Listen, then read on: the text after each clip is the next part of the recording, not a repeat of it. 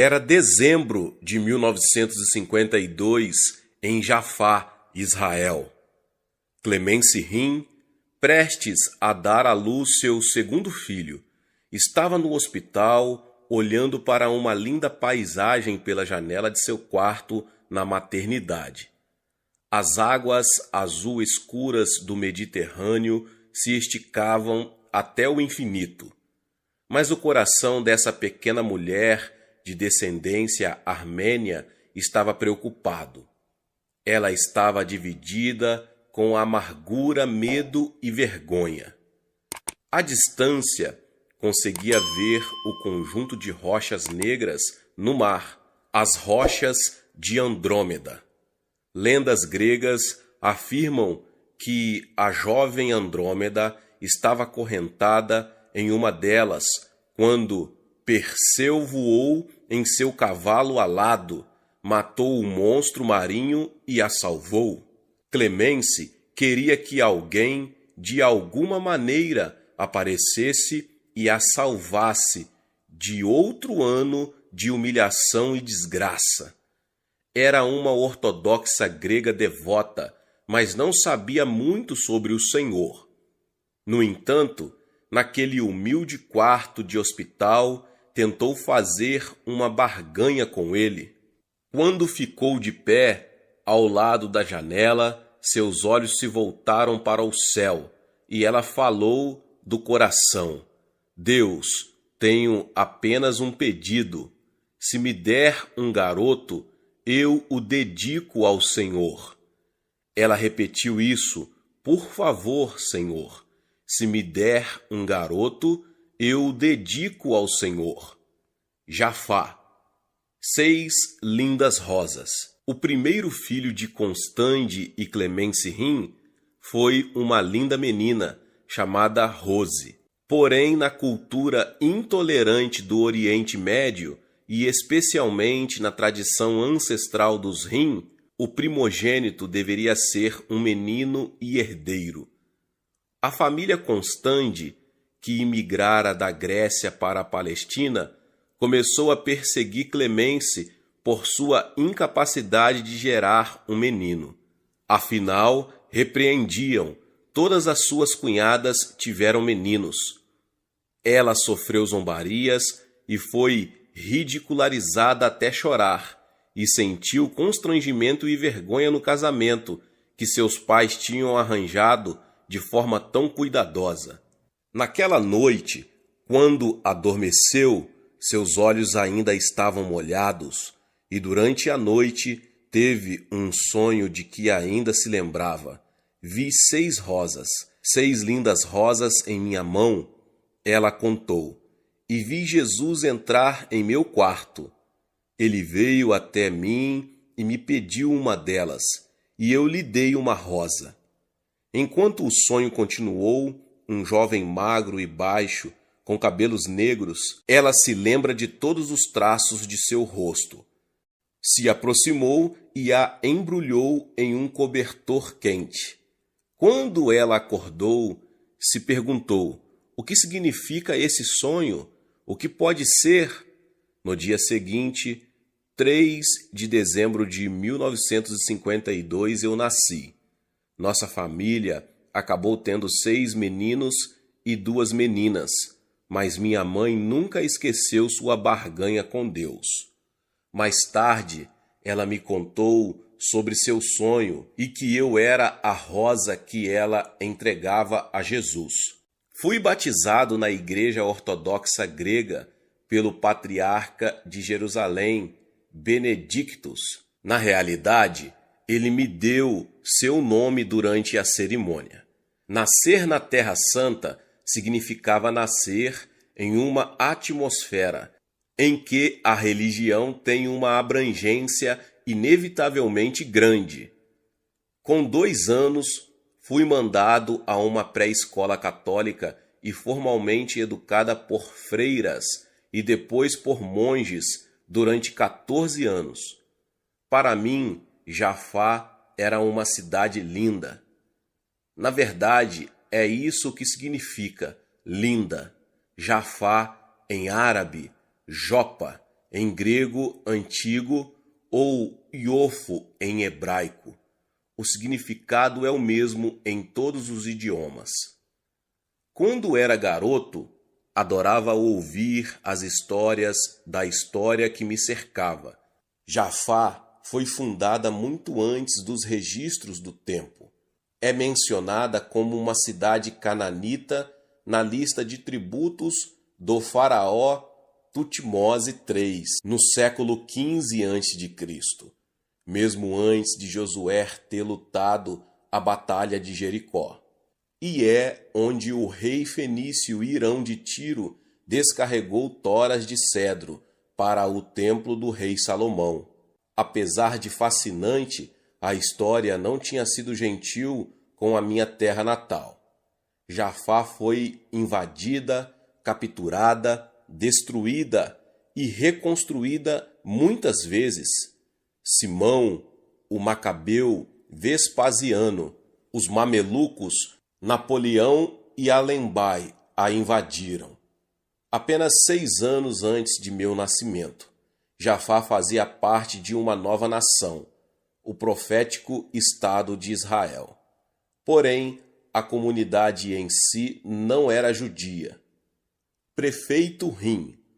Meu pai foi o prefeito de Jafá durante minha infância. Era um homem forte, quase 1,90 m de altura, 110 quilos e um líder natural. Era forte em todos os sentidos, físico, mental e na determinação. Sua família tinha vindo da Grécia para o Egito antes de se estabelecer na Palestina. Contudo, ser de outro lugar era comum. A Jafá da minha infância era realmente uma cidade internacional. Caminhando pela rua Jaziel até a Praça da Torre, em que se localizava a Torre do Relógio do Jubileu de Abdul Hamid, a prisão de muros de pedra e a grande mesquita, construída em 1810, eu conseguia ouvir os locais conversando em francês, búlgaro, árabe e ídish e outras línguas. E nos quiosques e cafés ao ar livre, podia experimentar baklava, islabia, falafel, sum-sum e dezenas de outras delícias. Ali estava eu, nascido em Israel, mas não era judeu, criado em uma cultura árabe, mas não era árabe, estudando em uma escola católica, mas criado como ortodoxo grego. Aprende-se com facilidade outros idiomas nessa parte do mundo. Achei que todo mundo falava 3 ou 4 línguas. Árabe era falado em nossa casa, mas na escola as irmãs católicas ensinavam em francês, exceto o Antigo Testamento, que era estudado em hebraico antigo. Durante minha infância, as centenas de milhares de pessoas de Jafá tinham sido engolidas pela explosão populacional judaica de Tel Aviv ao norte. Hoje, a metrópole possui o nome oficial de Tel Aviv-Jafá. Mais de 400.000 pessoas vivem na região. Na verdade, Tel Aviv começou como uma experiência judaica em 1909, quando 60 famílias compraram 32 acres de dunas de areia ao norte de Jafá e marcharam para o local. Estavam cansados das condições difíceis e dos ruidosos bairros árabes onde viviam. A expansão continuou até Tel Aviv se tornar a maior cidade de Israel. Apesar de meu pai não ser judeu, os líderes israelenses confiavam nele e estavam felizes por ter alguém em Jafá que pudesse se relacionar com uma comunidade tão internacional. Estávamos orgulhosos de seu círculo de amigos, que incluía muitos líderes nacionais. Ele foi convidado a ser embaixador de Israel em outros países, mas preferiu ficar em Jafá. Porém, tinha pouco tempo para a família.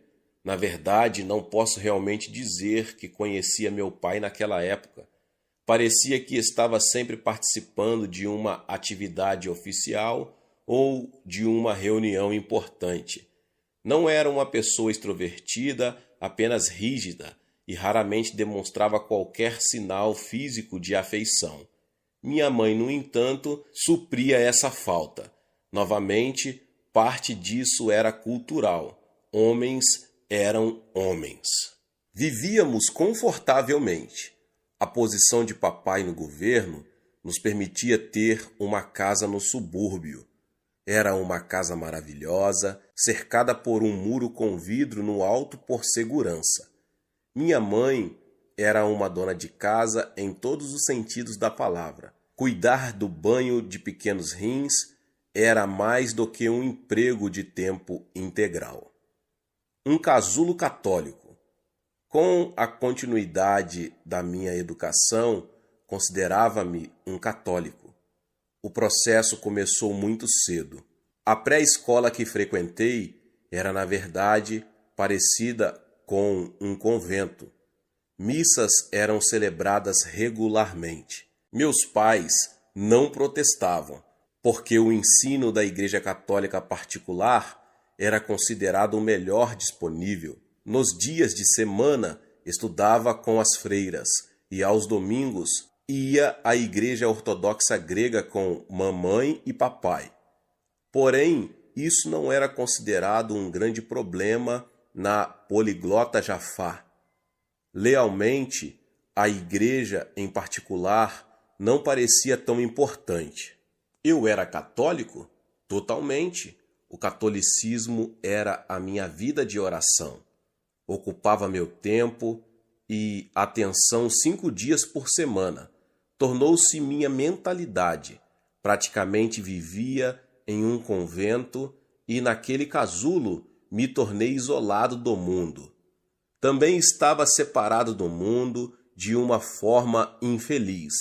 Desde o começo da minha infância, sofri com uma severa gagueira. A menor quantidade de pressão social ou nervosismo a disparava e era quase insuportável. Tinha dificuldade em fazer amigos. Algumas crianças zombavam de mim, outras simplesmente mantinham-se distantes. Eu sabia muito pouco das coisas do mundo, somente o que meus professores queriam que eu soubesse. Porém, eu era um especialista na vida católica. Com a continuidade dos estudos, frequentei o College de Freire, Colégios dos Irmãos, e fui educado por monges.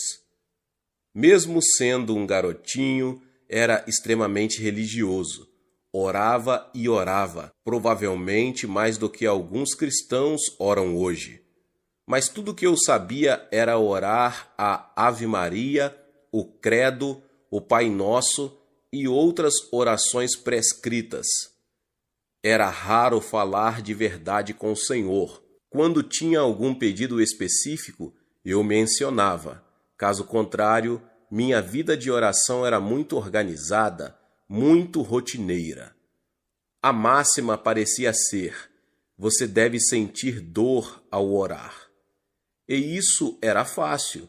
Não havia praticamente nenhum outro lugar para ajoelhar, exceto nas pedras brancas de Jerusalém, que estavam por todos os lados.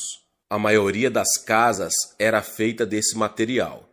E as escolas que eu frequentava não tinham carpete, apenas o chão de pedra branca. Acabei por acreditar que se você não sofresse com suas súplicas, o Senhor não o ouviria, que o sofrimento era a melhor forma de obter o favor de Deus. Embora praticamente nenhuma espiritualidade acompanhasse o ensino, ainda estimo muito a base bíblica que recebi. Muitas vezes penso: quantas crianças aprenderam o Antigo Testamento em hebraico? E nossas viagens ao campo fizeram literalmente com que a palavra de Deus ganhasse vida. Uma vez viajamos ao Negueve, onde chegamos perto dos poços que Abraão cavara e aprendemos sobre a vida dele. Essa experiência vai ficar comigo para sempre. Sua túnica era a mais branca que existe. Muitas vezes em minha vida, Deus falou comigo por meio de visões. Durante meus anos em Jafá, aconteceu somente uma vez, quando eu era apenas um menino de 11 anos. Realmente, acredito que foi nesse momento que Deus começou a participar da minha vida. Posso me lembrar da visão como se estivesse acontecido ontem. Vi Jesus entrar em meu quarto. Estava usando uma túnica que era a mais branca possível e um manto vermelho escuro ao redor da túnica. Vi seu cabelo, olhei em seus olhos, vi as unhas em suas mãos, vi tudo. Você deve entender que eu não conhecia Jesus. Não tinha pedido a Cristo que entrasse em meu coração. Porém, no momento em que o vi, eu o reconheci. Sabia que era o Senhor. Quando aconteceu, estava sonolento, mas de repente, meu pequeno corpo foi tomado por uma incrível sensação que somente pode ser descrita como elétrica. Parecia que alguém tinha me ligado a uma tomada.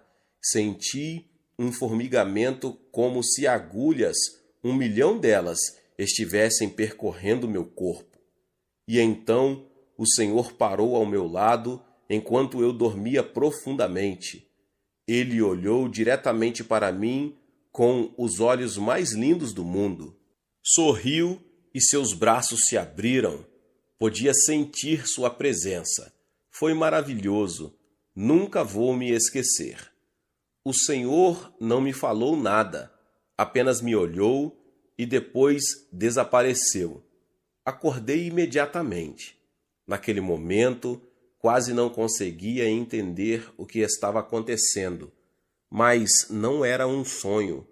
Esse tipo de sensação não acontece em um sonho. Deus me permitiu experimentar uma visão que criaria uma impressão indelével em minha jovem vida. Quando acordei, a sensação maravilhosa ainda estava lá. Abri meus olhos e olhei tudo ao redor, e essa sensação intensa e poderosa ainda estava em mim. Senti-me totalmente paralisado. Não conseguia mover um músculo, nem piscar um olho.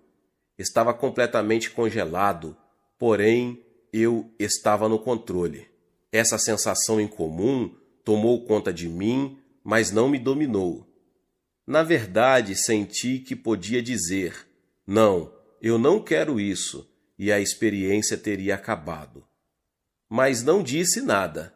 Enquanto estava deitado ali, acordado, a sensação ficou comigo, depois desapareceu lentamente. Pela manhã, contei à minha mãe sobre a experiência, e ela ainda se lembrava de suas palavras. Falou: você deve ser um santo, então. Coisas assim não aconteciam com as pessoas em Jafá, independentemente de serem católicas ou ortodoxas gregas. É claro, eu certamente não era santo, mas minha mãe acreditava que se Jesus veio até mim, deve ter me escolhido para um chamado maior. Enquanto Deus estava entrando em minha vida, outros fatores estavam atuando e mudariam para sempre o futuro da nossa família. Os confins da terra, de Gaza às colinas de Golã. Vivendo em Israel durante a década de 1960, pude sentir o aumento da tensão política. Quase diariamente ocorriam ataques árabes contra Israel, nas fronteiras com o Egito, com a Jordânia e com a Síria, e o exército israelense retalhava regularmente com seus próprios ataques. Em maio de 1967, Israel e os outros países árabes alertaram suas forças armadas para uma possível guerra. Por exigência do Egito, as tropas das Nações Unidas saíram da faixa de Gaza e da península do Sinai. Então, em 5 de junho de 1967, aviões israelenses atacaram as bases aéreas no Egito, na Jordânia e na Síria. Foi a chamada Guerra dos 6 Dias.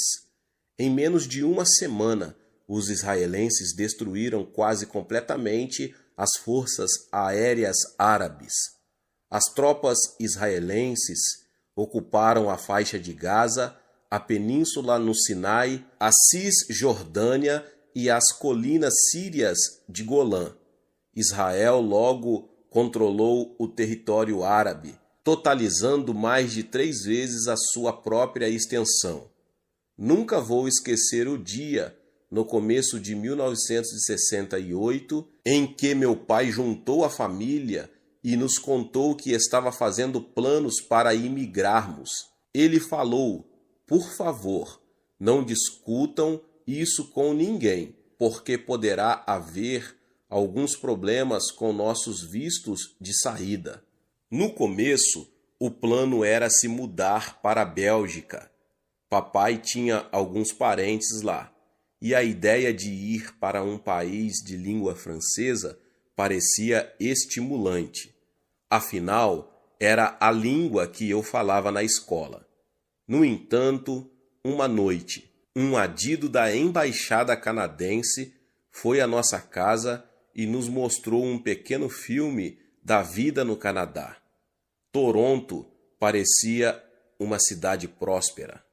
Papai tinha 2 irmãos que viviam lá, mas duvidávamos que eles estivessem financeiramente qualificados para serem nossos patrocinadores oficiais. As perguntas sobre nossa ida pareciam crescer diariamente.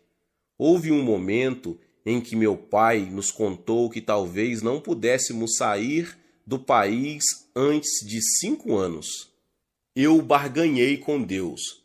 A essa altura, estávamos todos tão ansiosos para ir embora que me ajoelhei naquelas pedras de Jerusalém e fiz uma promessa a Deus.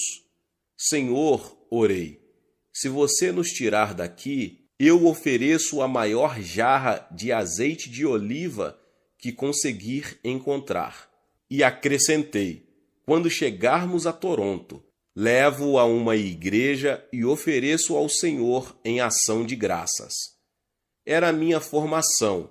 Fazer promessas a Deus não era incomum, e azeite de oliva era um bem precioso.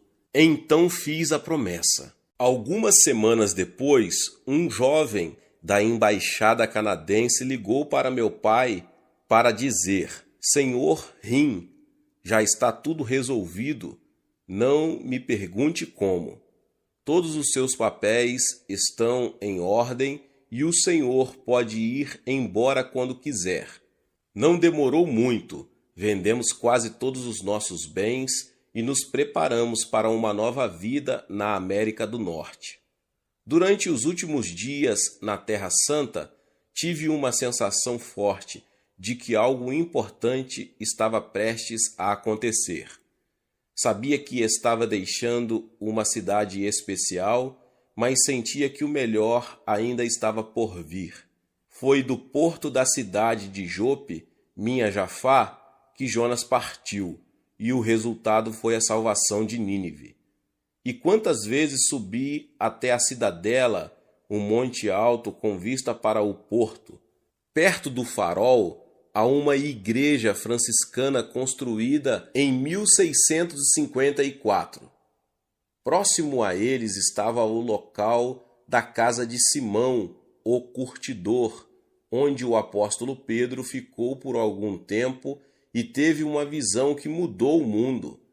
Ao ouvir a voz de Deus, dizendo para ele receber tanto os gentios quanto os judeus na igreja, Pedro respondeu: agora percebo verdadeiramente que Deus não trata as pessoas com parcialidade, mas de todas as nações aceita todo aquele que o teme e faz o que é justo.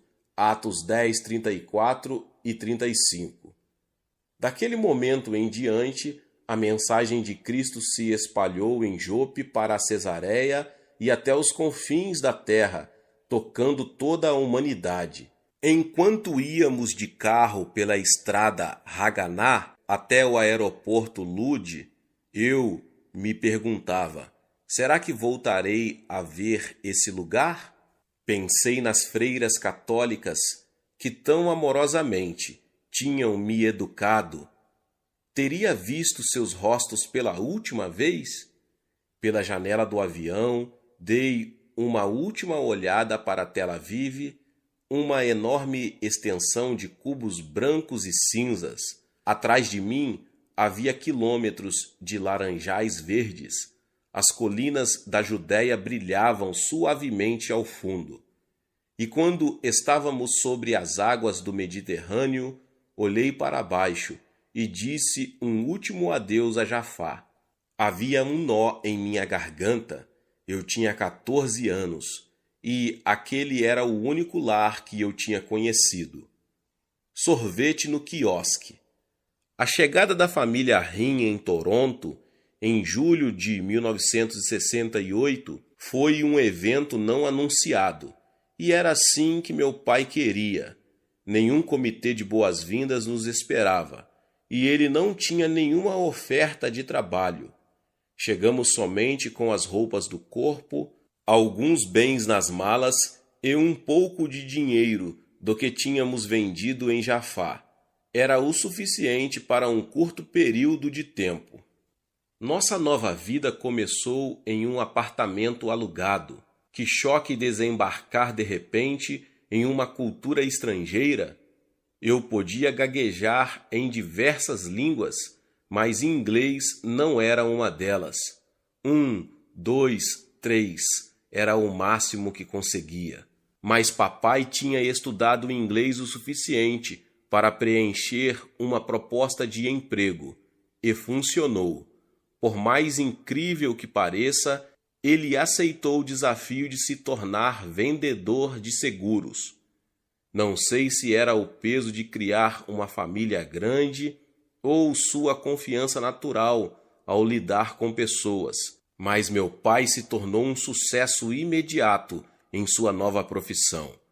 E poucos meses depois, nos mudamos para nossa própria casa. Ficamos muito orgulhosos dela. A vida mudou rapidamente para mim. Em vez de ir a uma escola católica particular, ia à pública, a escola secundária Georges Vanier. E como a maioria das crianças da escola tinham empregos de meio período, eu também quis. Vivíamos no distrito de North York, em Toronto, e perto havia aberto um shopping center novo, o Fairview Mall. Eu me candidatei a um trabalho em um pequeno quiosque que vendia hambúrgueres e sorvete. Apesar de não ter uma experiência anterior, eles me contrataram. E todo dia, depois da aula, eu ia para lá. Um sábado, no entanto, entrei em um mercado e perguntei ao gerente: onde posso encontrar azeite de oliva? Preciso do maior jarro ou recipiente que você tiver. Claro que ele encontrou um grande. No dia seguinte, entrei orgulhoso na igreja ortodoxa grega e cumpri minha promessa a Deus. Coloquei o jarro na frente do altar e disse calmamente: obrigado, Senhor. Obrigado por nos trazer em segurança para nossa nova casa. Meu coração estava tão cheio de gratidão quanto aquela jarra de azeite. No quiosque, fazia meu trabalho. Por causa da minha gagueira, não conversava muito, mas me tornei craque em servir o sorvete naquelas casquinhas. Trabalhava com um colega chamado Bob. Bob ficou louco? Nunca vou esquecer o ano de 1970. O dia incomum quando fui trabalhar e descobri que Bob tinha feito algo muito estranho. Havia colocado pequenos pedaços de papel com versículos das Escrituras por toda a parte do pequeno quiosque. Achei que ele estava enlouquecido. Sabia que ele era cristão. Tinha me contado isso. Porém, aquilo não era um pouco demais? Pensei comigo mesmo. Por que ele está fazendo isso? É para mim? Provavelmente conheço a Bíblia melhor do que ele. Finalmente eu perguntei: qual é a ideia com esses pedaços de papel? Imediatamente ele começou a me dar um testemunho. Achei que nunca pararia, e quando terminou, eu estava determinado a ficar o mais distante possível daquele doido. Por muito tempo tentei evitá-lo, porém era quase impossível, afinal, tínhamos de trabalhar juntos. Ele sempre voltava ao tema da religião. Ele queria falar sobre renascer, algo que não estava em meu vocabulário limitado, nem na minha visão das Escrituras. Bob finalmente saiu do emprego no quiosque, mas muitos de seus amigos estavam na minha escola. E nos 2 anos seguintes fiz o máximo para evitá-los. Pensava, são um bando de esquisitos. Pareciam doidos. Eram exatamente o oposto das freiras que me educaram. Durante meu último ano na Georges Vanier, pela segunda vez em minha vida, tive um encontro com o Senhor. Ele entrou no meu quarto e me visitou, dessa vez na forma de um sonho inesquecível. Em Jafá, quando eu tinha 11 anos, a visão de Jesus parado na minha frente tinha deixado uma impressão indelével. Entretanto, agora, em Toronto, eu não estava em dia com os meus estudos das Escrituras. Ainda ia à igreja, mas o que estava para acontecer comigo veio de repente. Foi totalmente inesperável e fiquei espantado com a experiência. Deixe-me contar exatamente o que aconteceu em meu quarto naquela noite fria de fevereiro de 1972. Enquanto o sonho se desenrolava, eu descia em uma escada longa e escura. Era tão íngreme que pensei que fosse cair. E seguia para um abismo profundo e infinito. Estava preso por uma corrente a um prisioneiro na minha frente e outro atrás de mim. Estava vestido com as roupas de um condenado. Havia correntes nos meus pés e ao redor dos meus pulsos. Até onde podia ver, na minha frente e atrás de mim, havia uma linha infinita de cativos. Depois da névoa sinistra daquele poço mal iluminado, vi dezenas de pessoas pequenas andando ao meu redor. Pareciam duendes, com orelhas em um formato estranho. Não conseguia ver seus rostos, e suas formas eram pouco visíveis. Porém, obviamente, nós estávamos sendo puxados para baixo na escada por eles, como uma manada de gado a caminho do matadouro, ou ainda pior. De repente, vindo do nada, surgiu um anjo do Senhor. Foi algo maravilhoso de ver. O ser celestial flutuava acima de mim a poucos passos de distância. Nunca na minha vida tinha visto algo assim, nem mesmo em um sonho. Um anjo brilhante e lindo no meio de um buraco escuro e assustador. Quando olhei de novo, o anjo mandou que eu me aproximasse. Depois olhou dentro dos meus olhos e me chamou. Meus olhos estavam fixos nele e comecei a caminhar em sua direção. Instantaneamente, as correntes se soltaram de meus pés e de minhas mãos. Não estava mais preso aos meus colegas prisioneiros. Às pressas, o anjo me levou por uma porta aberta, e no momento em que entrei na luz, o ser celestial me pegou pela mão e me deixou na estrada Dom Mills, bem na esquina da escola George Vanier. Ele me deixou a centímetros do muro da escola, ao lado de uma janela. Um segundo depois, o anjo tinha desaparecido. Acordei cedo e corri para a escola a fim de estudar na biblioteca antes de as aulas começarem. Não conseguia piscar. Quando me sentei ali, sem sequer pensar no sonho, um pequeno grupo de estudantes foi até minha mesa. Eu os reconheci imediatamente. Eram aqueles que estavam me incomodando com toda essa história de falar de Jesus. Eles me convidaram para participar de sua reunião de oração matinal.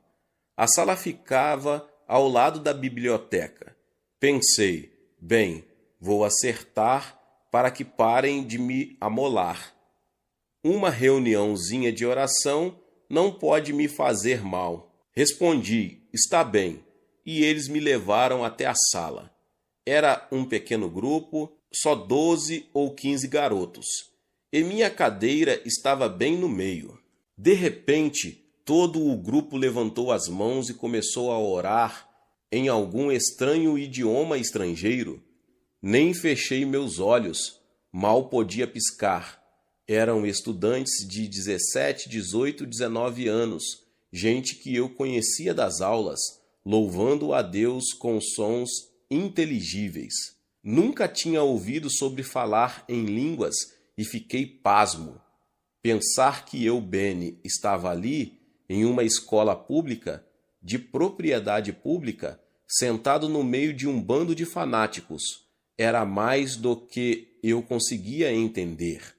Eu não orei, só fiquei olhando. O que aconteceu em seguida foi mais do que eu poderia ter imaginado. Fui surpreendido por um súbito desejo de orar, mas realmente não sabia o que falar. Ave Maria parecia inadequado para o que eu estava sentindo. Nunca aprendera a oração do pecador em nenhuma de minhas aulas de religião. Tudo que podia me lembrar de meus encontros com o povo de Jesus era a frase: você precisa encontrar Jesus. Essas palavras me pareciam incoerentes porque eu achava que o conhecia. Foi um momento estranho. Ninguém estava orando comigo ou mesmo por mim, mas eu estava cercado pela atmosfera espiritual mais intensa que já havia sentido. Eu era um pecador? Achava que não. Era apenas um bom rapaz católico que orava todas as noites e confessava meus pecados, mesmo que não precisasse. Porém, naquele momento, fechei meus olhos e disse 3 palavras que mudaram minha vida para sempre. Em voz alta falei: Senhor Jesus, volte!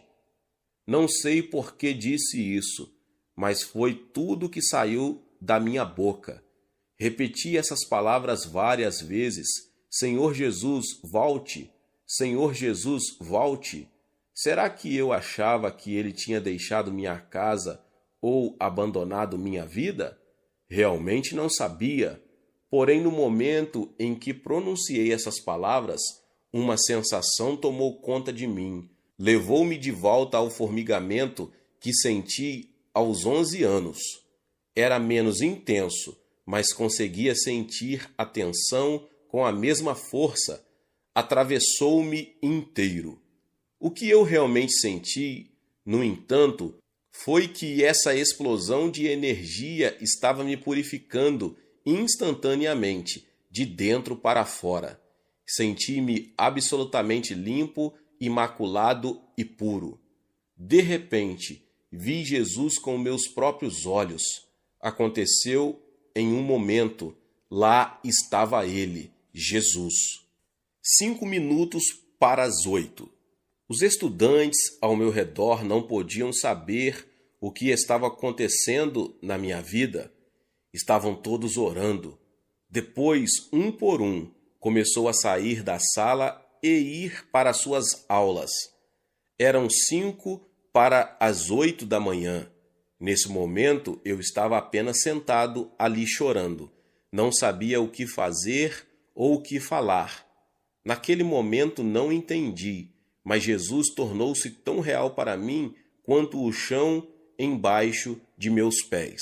Não orei realmente, exceto por aquelas 3 palavras.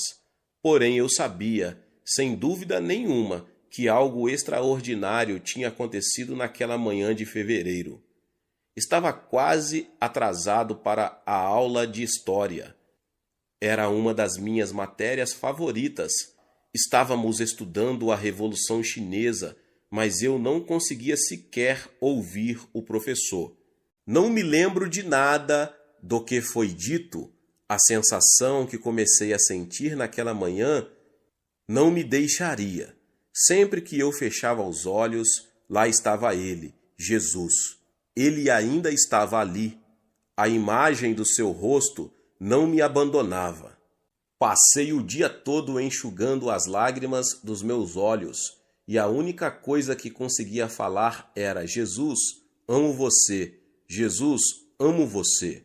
Quando saí pela porta da escola e caminhei pela calçada até a esquina, olhei para a janela da biblioteca e as peças começaram a se encaixar. O anjo, o sonho, tudo se tornou real novamente. O que Deus está tentando me falar? O que estava acontecendo com Benny? Bem, meus irmãos e irmãs, chegamos aqui ao término dessa primeira parte dessa palavra. E se você ainda não é inscrito aqui no canal, se inscreva no canal e ative o sininho das notificações para que você acompanhe esta série, esta palavra, e não perca os vídeos que são postados aqui todos os dias. Deixe também o seu like, que é muito importante para este vídeo. E compartilhe esta palavra com mais pessoas. Amém? Nos vemos nos próximos vídeos. Até mais. Tchau, tchau. Deus abençoe.